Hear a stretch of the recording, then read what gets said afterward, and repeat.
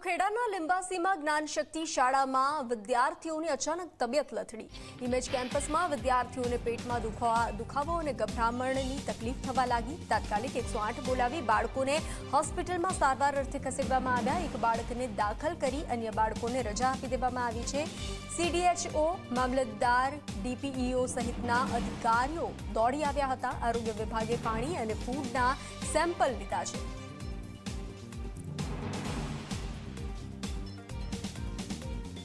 આમાં સવારે આજે 5-6 છોકરીઓને પેટમાં દુખાવાની ને થોડી કેમ કે ગભરામણ જેવી પરિસ્થિતિ લાગી હતી।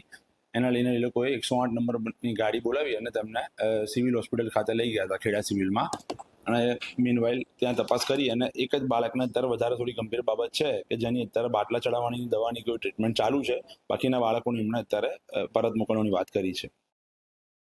એટલે આજે સવારે થોડું જાણવા આવ્યું કે 10 બાળકોને થોડું વાયરલ અને પેટમાં દુખાવાની તકલીફ હતી। એ સમાચાર મળતા અમે હાલ શાળાની મુલાકાત લીધી છે। રેસિડેન્સ હોસ્ટેલ છે, 170 જેટલા બાળકો અભ્યાસ કરે છે।